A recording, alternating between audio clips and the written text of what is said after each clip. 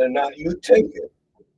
But I know if you're wise, you'll take it. And like I said, we got another good show, got a great guest in house, and happy about the subject we're going to be talking about. Let me just tell you, uh, if you are a minister, or if you're not a minister, if you belong to a faith house, you need to take down this information and share it with them. And while you're writing it down, you got time to send them a text or call and tell them they need to tune in.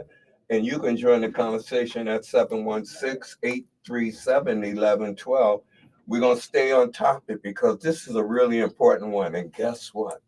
It's not just for ministers, something in it for all y'all. So you got to, if you're serious, and I know you're serious, this cold weather, this is the topic we needed dealing with this cold weather today. And so with that said, in house, I still got a bunch of strength in here. Yes, she's here. I know you wanted to make sure Latasha is here and she got the system all set up.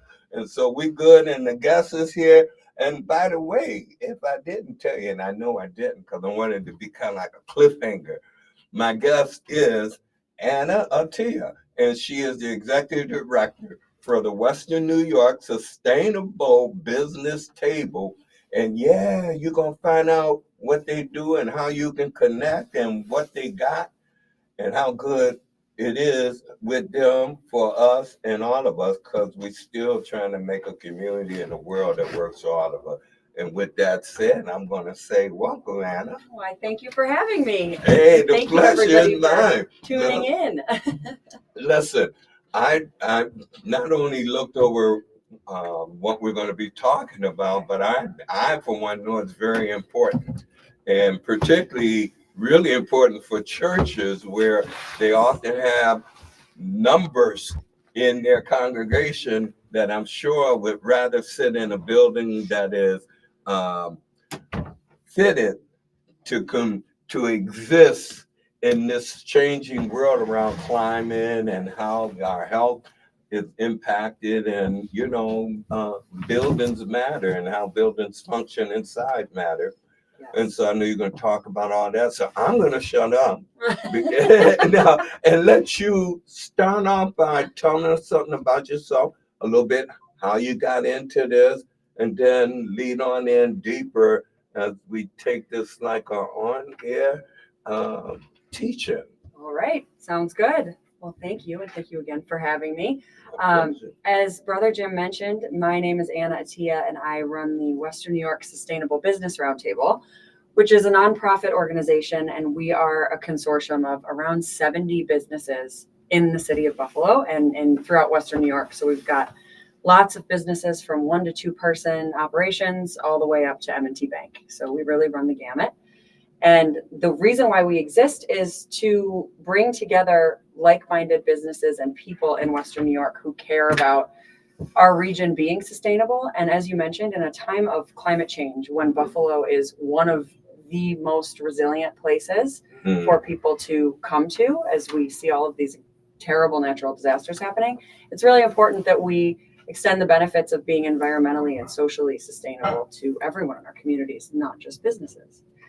And so what I want to focus on a little bit today is why we are extending kind of what we do to faith leaders. Mm-hmm. And I think a really interesting way to think about it is I think that faith leaders with large congregations are business people, essentially. True. Running a community of faith is like running a business. And I think that what is very important for us to do is recognize that the benefits for sustainability that exist for businesses apply to communities of faith as well. And so what we have done is we're working with Push Green and Monarch of Infinite Possibilities and Faustenia Moro to put together an informational session so that we can, anybody who would like to tune in can come and learn a little bit about what we're doing. It's designed for faith leaders, but it's open to anybody. And we're going to talk about the incentives that exist out there from the state that can help faith leaders take advantage of dollars that are out there for the taking to hopefully make their make their facilities and their ministries and congregations, the buildings around them, a little more resilient.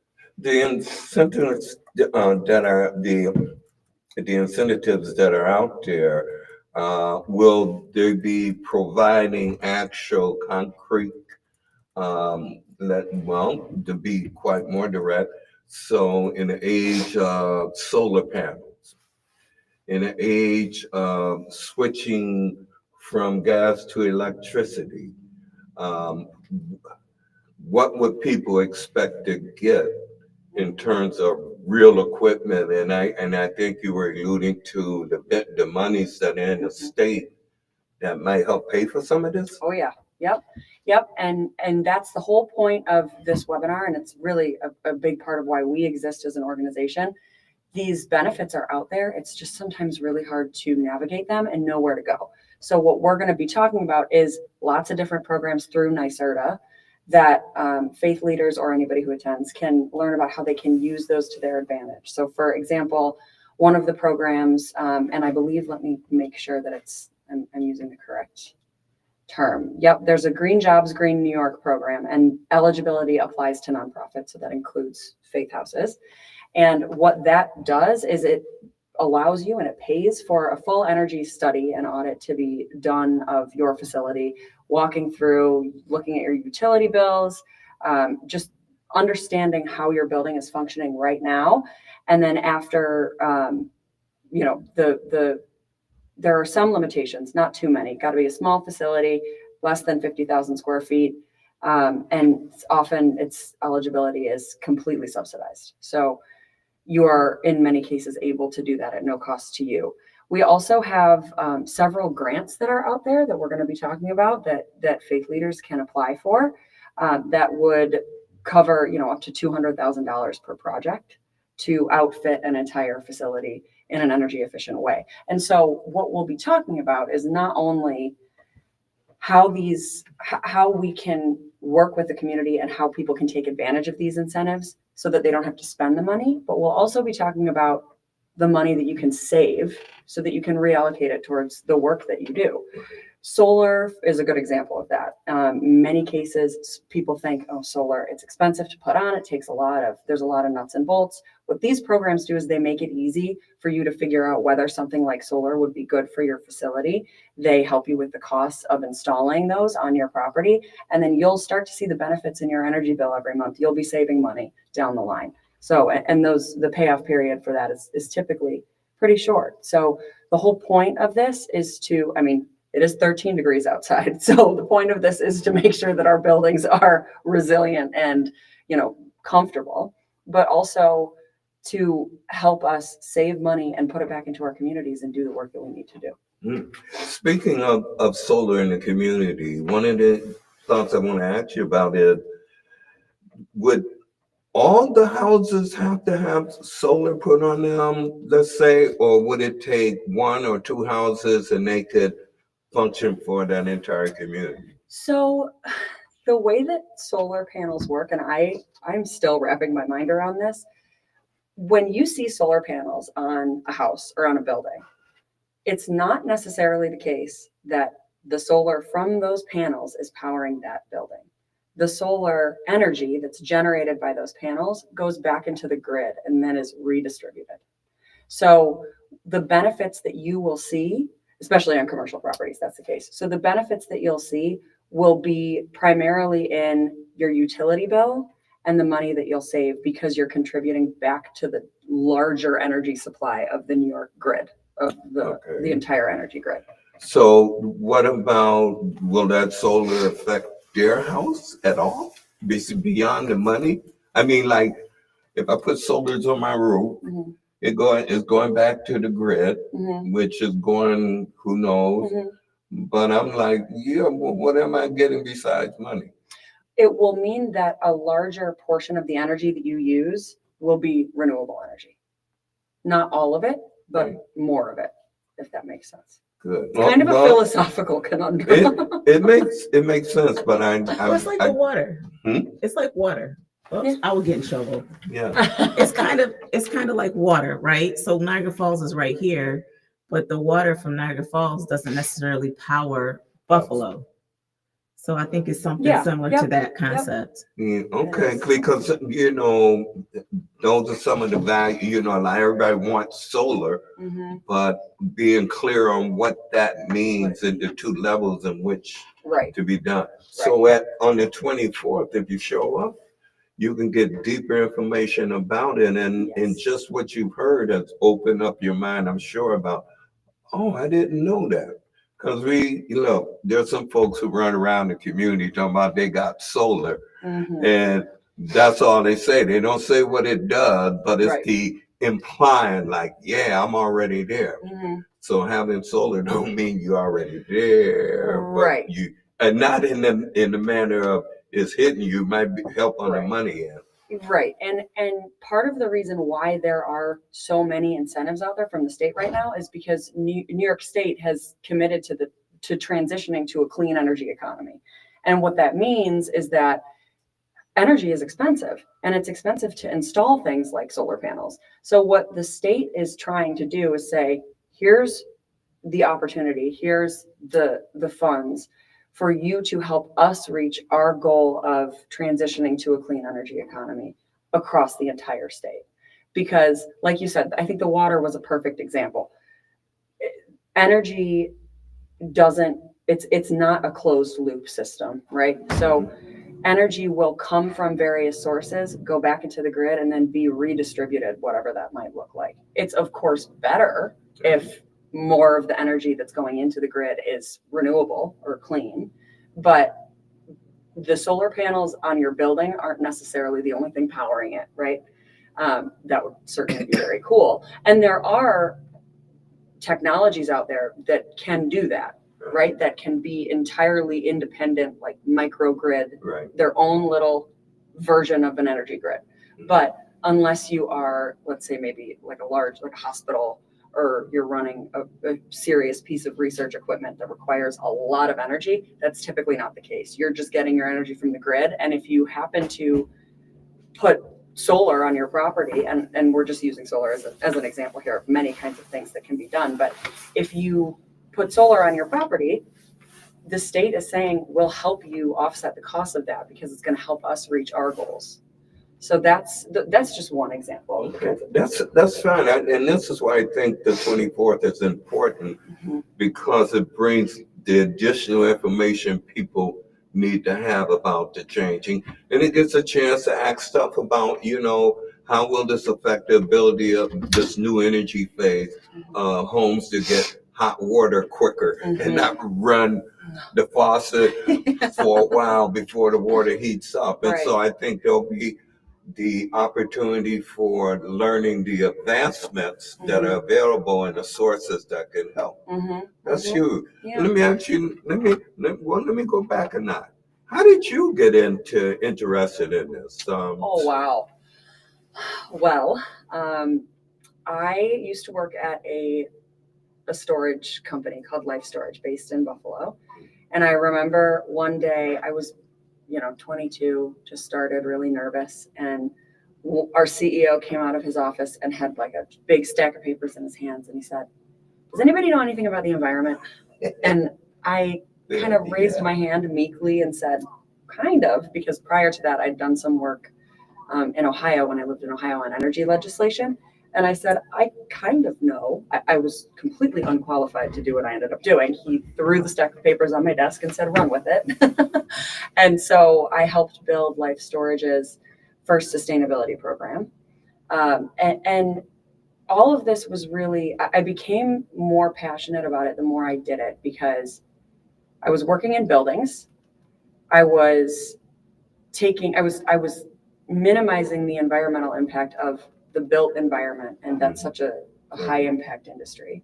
And I grew up on Lake Ontario, and I love where we're from. I love Western New York, and I think just the fact that Gotta bring the mic closer to you. Better. Just pull it up. Just pull it. It'll come closer to you. Yeah, pull it to you. Okay. Good. All right. Thank you. And having grown up on the Great Lakes in such a special region, it became really clear to me that it's important to protect what we have and protect our environment and make our community a better place to live, which is how I ended up then at the round table. Cool. Yeah. And the roundtable, do you have a certain amount of numbers of membership in your head, or Yep, we have. talk a little bit how people can get into to that? Sure. And I'm sure you're going to say something about it on the 24th too. Yeah, but I mean, this is a fantastic platform. So we have around 70 different member businesses from 14 industries. Many of them are small organizations. We have a couple larger organizations too, like M&T, like National Grid. What has traditionally been the case is when people think about sustainability, they think about the environment. So when SBR, as we call it, when SBR started, we focused quite a bit on manufacturing and utilities because and real estate, because these are really high impact areas. But the understanding of what it means to be sustainable has developed, so much so that we have a lot of entrepreneurs that want to be a part of SBR because they care about not only not harming the environment, but making sure that they're giving back to their communities the right way, that they are that they are doing things in a way that benefits all the people that they interact with, their customers, their employees, all of that, alongside the idea of not harming the environment. And our whole premise is that by not hurting the earth and by treating the people around you well, you will profit from that. Your business will succeed. So if you already have a business, if you are thinking of starting a business, does not matter if you have 1 employee or 50. We would love to hear from you, and we would love to have you apply for membership because, we've grown so quickly. We've had 20 new members over the last year, and it's a really lovely community of individuals and people who are mission driven and who care about Western New York. That's why I like it. I know 2 questions. What's Yeah. the investment to join? And then what are the benefits of being a member? Sure. So the investment to join, it depends on the size of your organization. So if you're from 1 to 10 employees, it's $250 a year. If you are 11 to 199 employees, it's $500 a year. And if you have 200 or more employees, it's $1,000 a year. And the benefits of membership are, having spent the last 7 or so months in this job, talking to our members, many of whom have been members for a long time, I find that what our members say is the biggest benefit is the community. We're really the only organization of our kind in Western New York. So if you are a business owner or you're just interested in business and you want to know how to operate sustainably, the SBR is where you're going to find the people that can do that. We also have lots of educational events on a bunch of different topics, depending on what our members want to learn about. And if you're a member, you get discounts to attend those events. One thing that I really want to focus on is building out our resource base so that our members can log on and get an actual physical resource, not just, events. Traditionally, we have focused quite a bit on events and educational programming because that's what our members have wanted. So, that's just, and I would be remiss if I didn't mention that, especially today, consumers want to purchase things from businesses that do things right. So it's a huge reputational benefit to your business to be able to say that we're a part of SBR and we're doing the right things, we're invested in our community, we're trying to do things the right way. That's a big draw for customers. I think it paints a picture of what a community should look like, where residents and small businesses and big businesses are working together. And in this renewable energy moment, I think having the interface of those various groups aid us getting to a better place that is beyond thinking of greedy corporate interests that many people and often all of us experience, and then a stand off more in a fighting mode, dealing with on this level. We need to have a table where we can get and share our understanding and needs so that we can shape the future that works for us. Right. And, it's hard because we had to come through a lot of the short changes that have happened. Yep. And even today, as we recognize that a lot of people will be celebrating and remembering some way Dr. Martin Luther King, I think that it again is a great subject to have come up because we know energy is a problem, and in the inner city, hugely so. Yes. And I know that in many churches, many of them have not been upgraded to where folks don't have to sit in and have a challenge with, the AC and so forth. And then even here in the corridor where we're located, that even if they refurbish the church across the street, that is being done in the I'm going to say not only mindset, but in the actual reality with an upgrade that is complementary to the renewable moment. Mm-hmm. And so, I mean, there is no losing in this, Yeah, only no if you downside. don't participate and learn. Right. And after you learn, don't pursue Mm-hmm. that's available to we the people. Right.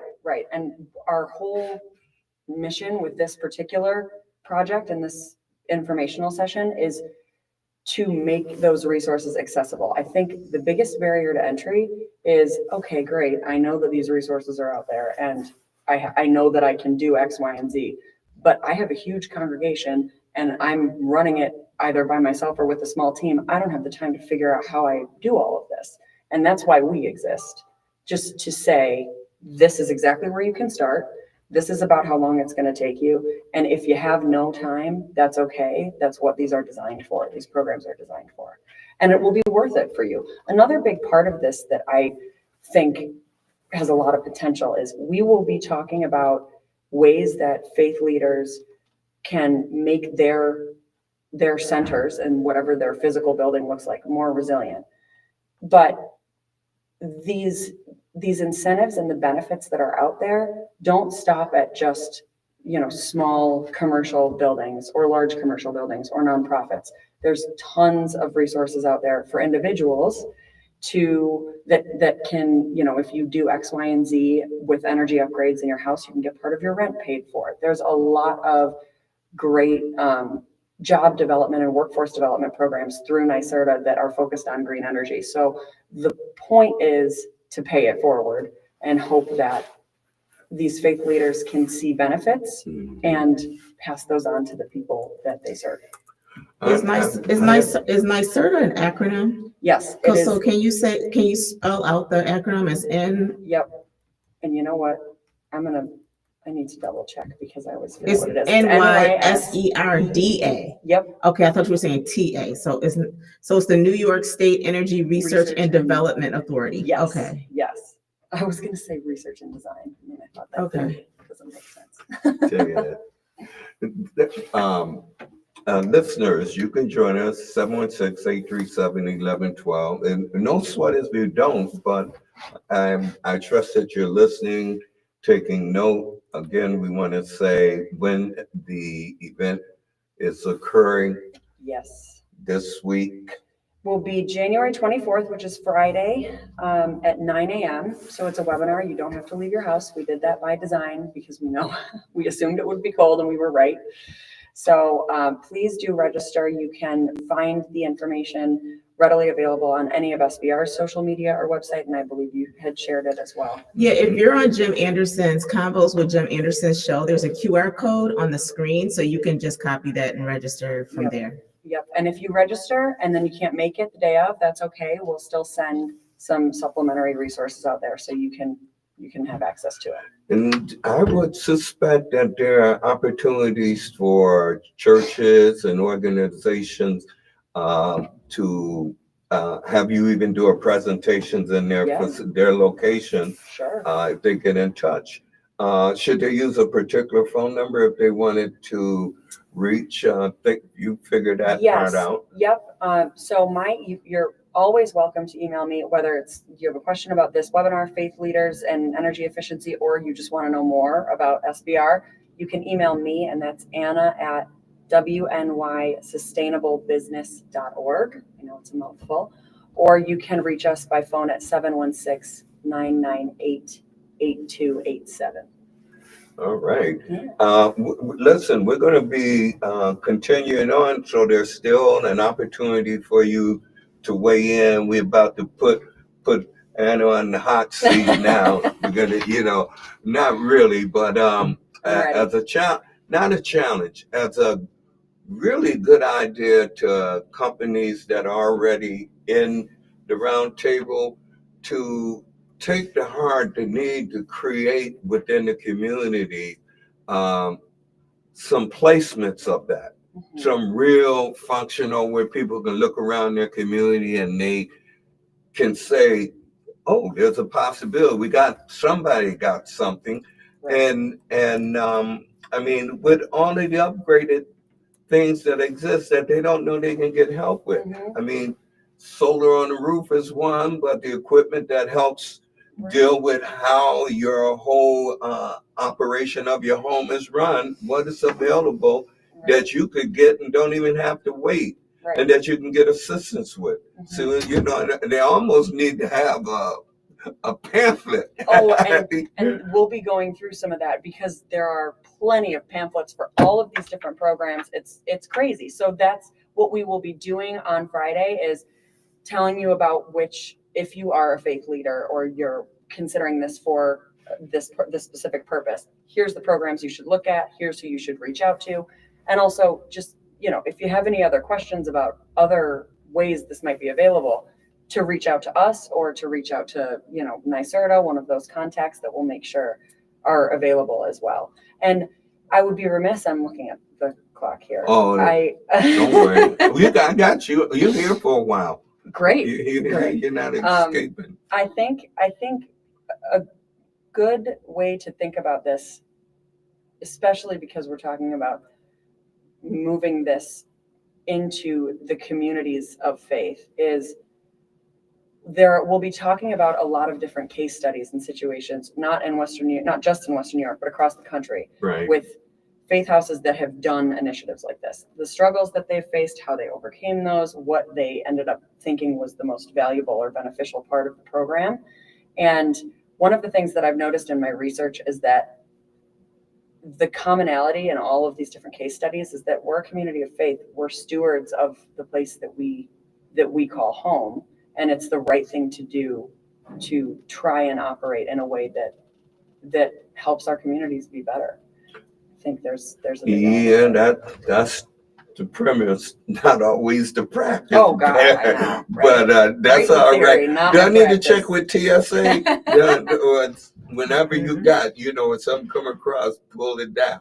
We're going to break in just a moment, I think. But, we are going to be going to a break soon. But I personally am excited about anything that brings opportunities like this closer to the people. Yes. And I would encourage everybody who's hearing it to take it to heart, especially those of you who are in houses of faith. This is what it means when you see something and know something, say something. Challenge your pastor if he hasn't checked out how he can upgrade better without passing the plate too heavy in the congregation. I'm just saying, that's no put down. That's just saying, let's get wiser on how we can all survive in this moment. Now, we're going to go to a break. Stay with us because we're going to be back. We got 30 more minutes to give Anna a rough time. Okay? we here. We're still on live. All right. So the question I do have still is, live on. when people take advantage of these programs, we're not on here. Yeah, that's right. Yeah, we're just on the live. Oh, okay. Facebook Live. So when people try to use these programs, I know sometimes with government programs, one of the hard parts, especially if it is a more small congregation, is there a match for it? Or so if you're looking for capital improvement for your building outside of solar panels, like insulation or windows or things of that nature, do you have to match those grants, or like how does that work? Or do you just apply and then they Yeah. send people in to do the work? Like what does that look like? For the most part, like the second option that you mentioned, which is I guess we're coming back. Oh.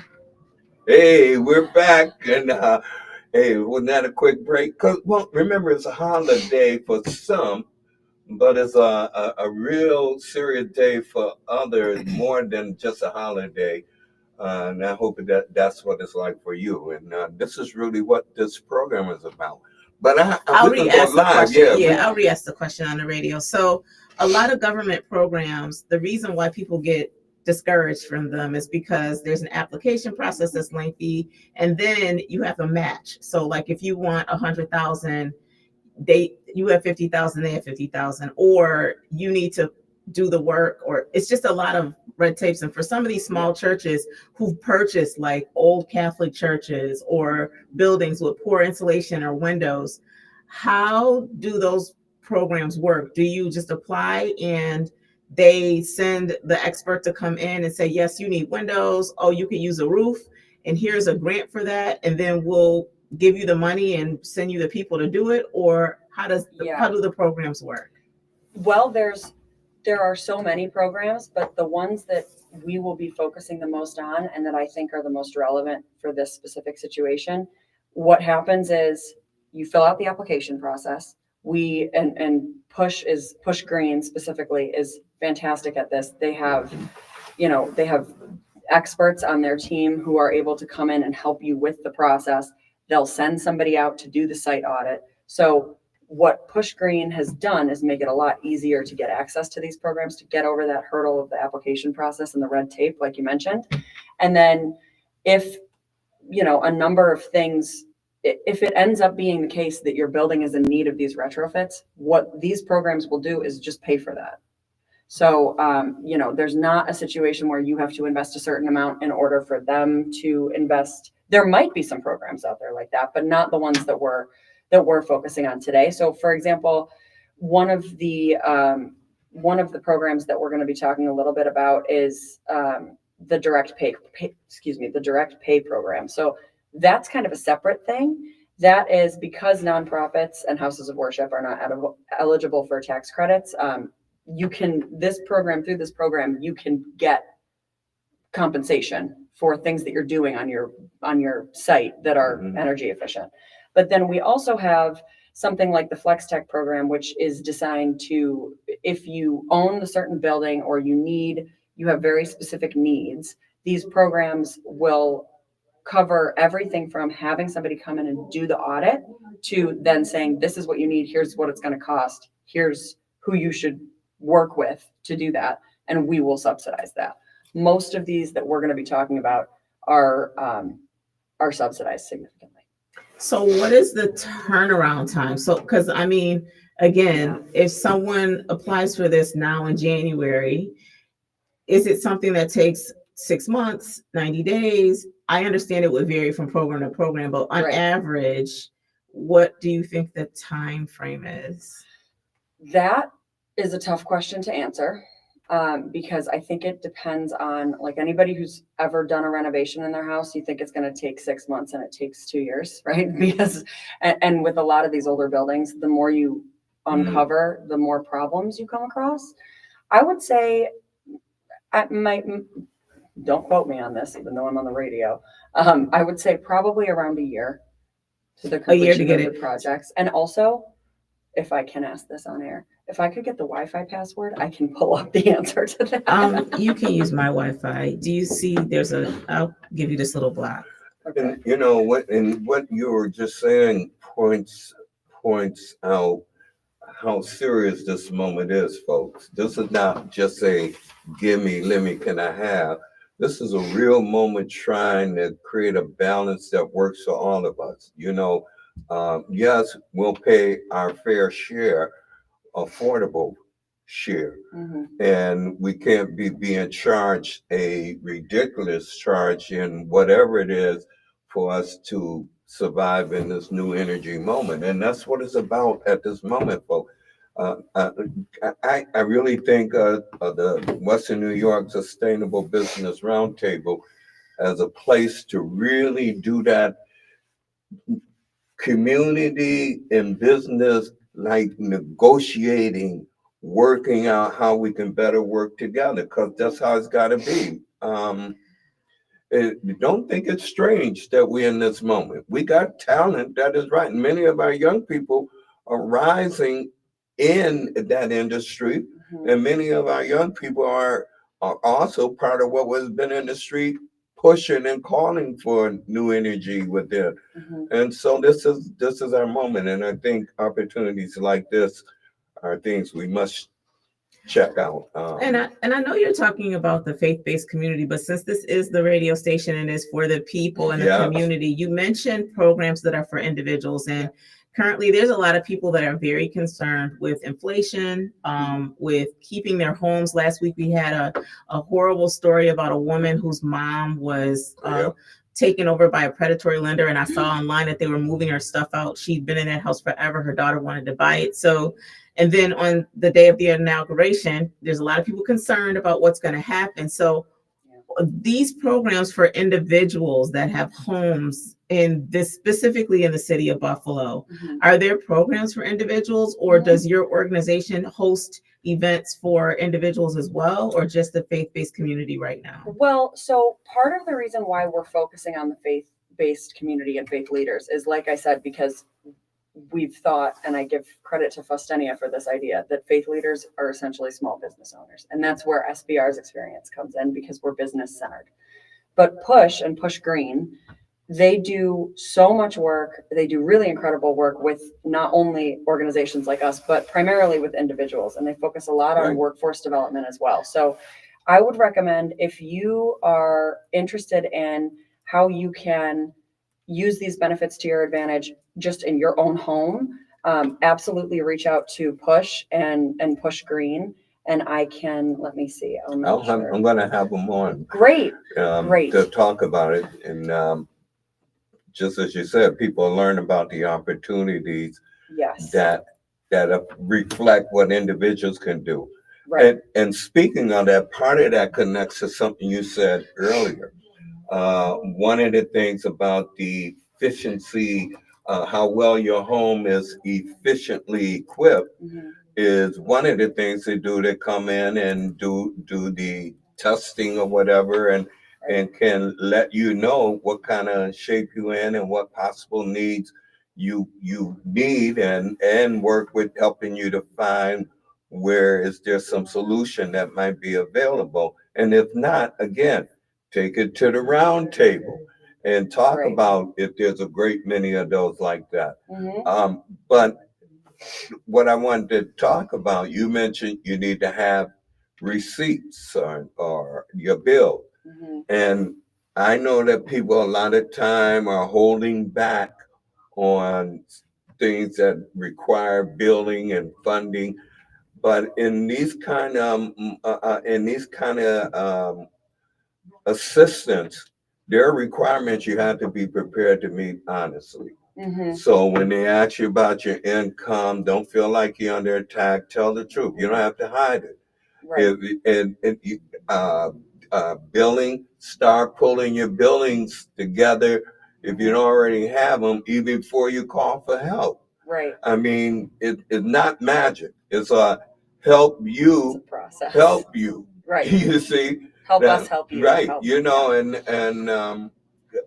I mean, in this moment, it's a good reel for everybody, and that's what it sounds like this round table is doing without Mhm. going overboard. You know, that they realize, hey, we need to work together, not against each other. Mhm. The moments of working against each other will show up when there's really a legit complaint Right. or issue where a company might be predatory. Mhm. Then yes, we better stand up, community. Right. And where business is good and right with the people, yes, we better protect it and try and grow those kind of values even Right. more. But Anna, I think what you're sharing with us today is right on personally. I'm thrilled to hear you say that. And I think you mentioned all the red tape and things like that that are typically associated with programs like this, and you're spot on. Every one of us has dealt with that and being on hold for too long, or just not being able to get everything that you need or get the right documents. And that's why I think what these programs say without saying is, we know that there's all that red tape. We know that it's a lot to pull all your billing together and get all your paperwork in order. So we're also going to put money into things like Push Green, which are entire, a team of 8 amazing energy advisors who can help you do all of that too. So I think, the state is investing in us because they need to reach their goals.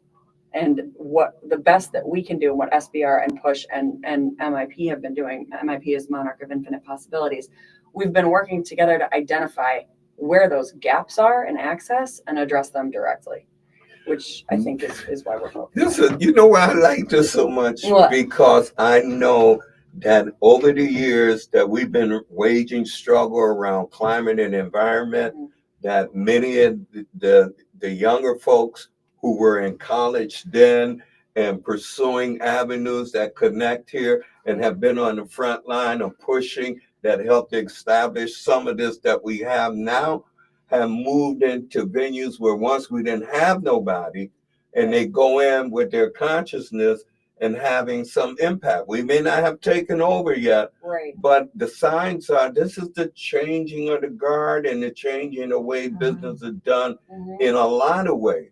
And we have to believe that and not constantly cry, woe is us, and act like somebody doing us. Yeah, some are trying to, but we need to be pushing back. Right. And part of pushing back is erecting the ship right, the balance. Right.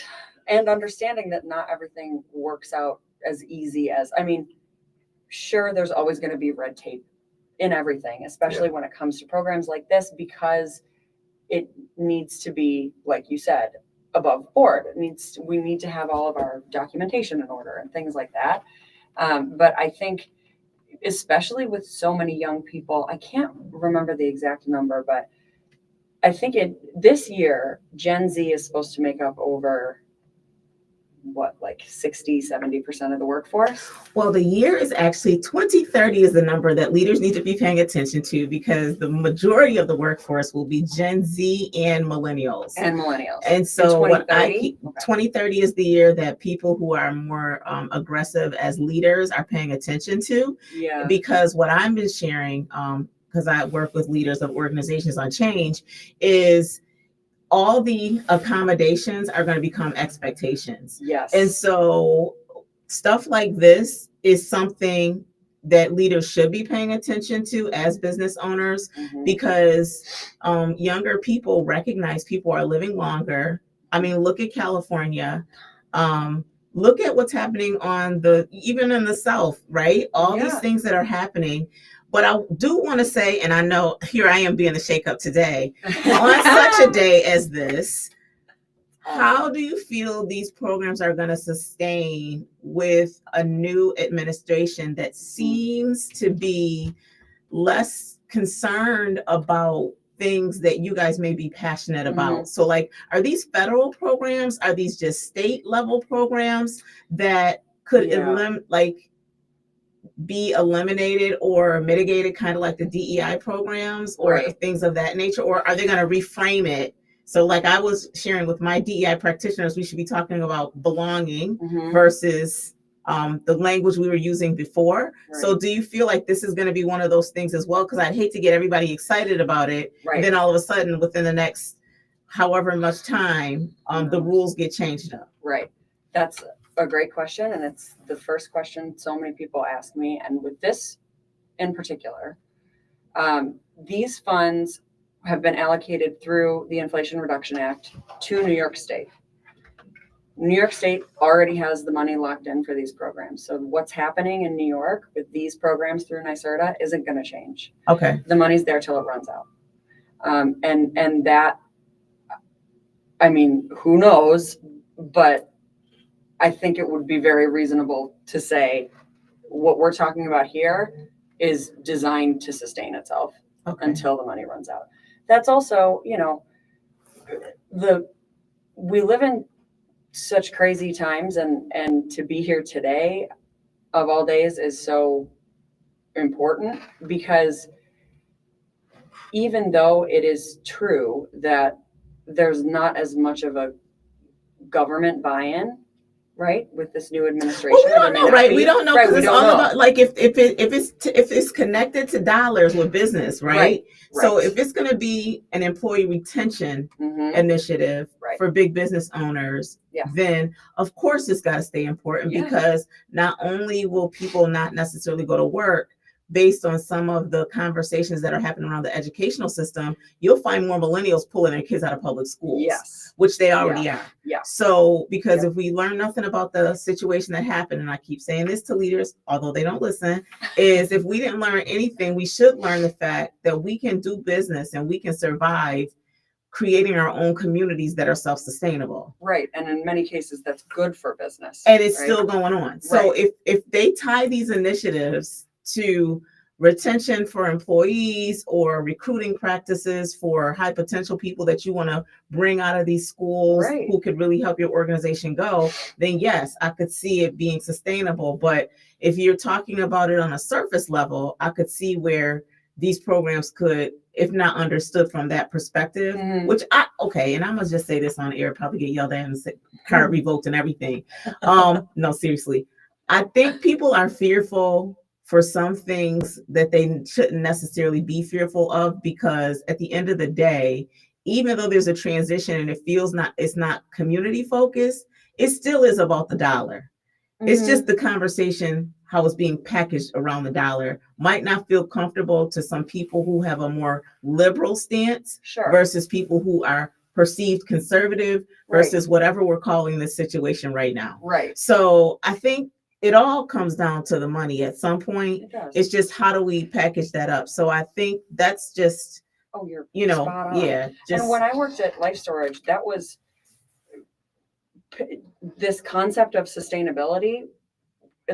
It had gained traction, 20 years ago, and it was prevalent in some larger cities, and it was, people were aware of it here. But when it comes down to it, the whole idea of it is that a business is successful if it's resilient and it's lasting. How do you do that? That's the definition of sustainability. So you're absolutely right. All of these things that had been packaged in a certain way that maybe felt a little bit more comforting to the individual, still, those things wouldn't have existed if it didn't benefit the business. There's a lot to be said, and there's a lot of studies out there that show having different perspectives at a table leads to higher retention, leads to overall more profit. And those things are important to us as individuals, but to the success of the business too. So you're absolutely right. I think that no matter what happens in the next 4 years, 30 years, whatever, being sustainable is good for business and it's good for communities. And so our mission and our belief has always been that operating sustainably as a business or an organization is not a political issue. If you want to be a successful business, it works for those who don't mean so well by us. But the reality is that this is an ongoing situation that the people have to be at the table. You can't allow yourself to be afraid or worried about what the other team is doing. The question that you always have to have an answer for, what are you prepared to do? And it better be more than being afraid. You got to try something. I think there's for the people in the churches, there's a scripture that talk about them folks being, outside the gate, and they knew if they stay where they were, it would be over. So they had to do something. Right. And you can't just sit there. And then I often like to think, if you've been picked up and saved, he didn't pick you up to save you to sit down. He's pick you up to continue doing the job. What he say? Feed my sheep, feed my lamb. Y'all probably don't read about that. But if you're reading about that and you take it to heart, it should show in how you live every day. And I'm not talking about faking it. I'm talking about everything we do is connected here. Yeah. For instance, you can't talk about this and the sustainability of it and not think about how it connects to how you do politics. every election. Don't worry about on the federal level, because once the money Right. get into the realm of the state, where's your focus? Don't tell me how well you play on the federal level, but how you going to deal at the state and the local. I mean, the city house and the state house can be as bad as the national house, but don't worry about how bad they is. How bad are you in doing your thing? And that's what it's about. It's empowerment. We ain't whining. We speaking our truth. We know we're a hurting community with plenty hurting people and hurting businesses. And we know at different times we on both sides been unfair and jive on each other, trying to trick each other. But let's stop tricking and let's start working together, bring our vision together, show our power as a community and people who have a humanity for each other and others elsewhere. We're actually on the front with some of these programs, and this is an example of a forward program. Even if you look at it, if you consider it as a pilot program and say, oh, it was only working so yeah, but look what it was doing. We better do more of that. Right. I'm just saying we got something rolling, and it didn't get here because somebody gave it up. It got here through struggle. Yeah, them same folks you saw in the street who are still in the street, those same folks who are going to Albany, by the way, on the 22nd to press on these kind of bills that affect the monies needed for what we need. So the struggle continues. Anna's bringing us another opportunity to get in the fold, get ready to march, get ready to do what we do to ensure we get what we need. And look, when I point to Latasha, when I think about Latasha, because she does a lot of other business level professional stuff, and so I look to see what she sees and things that she hear, that come across the mic. And I'm just saying, folks, this is a rich moment, and all of us got to shape it. Yeah. If we're gonna make it work for us, if it's not gonna work for us, and if it's working bad, then we have to tell the truth. But you can't tell on nothing that you ain't seen and tried. Yeah, and I want to say to anybody listening, we're here and we've talked a lot about this particular information session on Friday for faith leaders. But, and I mentioned to you the cost of membership for SBR. Don't let that inhibit you from reaching out. If you want to reach out to me just to learn a little bit more about what we do or see how you can get involved, and I will try and help in whatever way I can connect you with resources. That's a lot of what we do for our members and just for other organizations in the community, is make those connections, because we are a community that has constantly tried to fill in the gaps for each other. And that's what SBR does, is maybe I don't have the specialty that you need, but I can find somebody that might. And so please don't let the fact that maybe you don't know if you want to pay for sure for membership or something like that hinder you from reaching out and just seeing what we're all about, because we can do a lot for entrepreneurs, for burgeoning businesses, and we can connect you with people that might be a little more similar. Well, we're definitely going to have you back, Anna. And I mean, the Western New York Sustainable Business Roundtable is something that I certainly am interested in knowing more, helping to get the word out about. And now we got a call coming in. So and they so got 30 seconds to ask their question. 30 seconds. Caller, you on the air. Go. Caller, you on.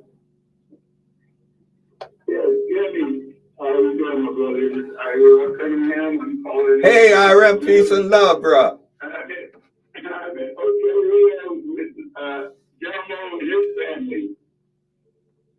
I listened to your show, and what you are saying is so on point. This is about community. This is about us. They're going through the same struggle here in Jamaica, in Senegal, in Mali, in South Africa. The community has to get together instead of individuals.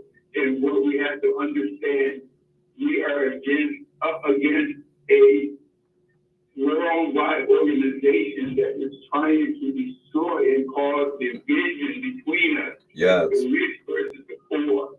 And we got to do something about that. Yes, indeed. Thank you. And don't forget to rally on February rally on February 4th in Albany. Yeah. Love you, my brother. Peace All right. and love to all. Thank you too. You stay strong. Peace be with you. Amen. See, I mean, so much is happening. Listen, listener. We pushing back on every front, whether it be incarceration, whether it be in the political seat. Still wondering where the city's money is, Mayor Scanlon. Oh, did I say Scanlon? That's his name. I didn't say scandal. Okay, I just want to make sure I said it right. I didn't want to say scandal. It's Scanlon. Okay. Yeah, I'm sure we'll find out because the city comp controller keeping the numbers, and if she ain't satisfied, we the people better not be satisfied. But back to you, Anna. I need to be nice. About to wrap up. You know, yeah, we got to wrap up. So I'm gonna let you be the wrapper up, Okay. and you can take us out. And the last word you hear from me is now. So thank you for tuning in. Now it's back to Anna. Wow, thank you. This was so wonderful, and I immediately felt so comfortable. I was so nervous coming in here, so thank you for having me. And please, anybody that is interested in SBR or learning a little bit more about what we do, don't hesitate to reach out. And thank you again for having me here on this very, very special day. Happy Martin Luther King Day. Thank you, and thank you, Latasha. Well done. Hey, Brother Lee, got it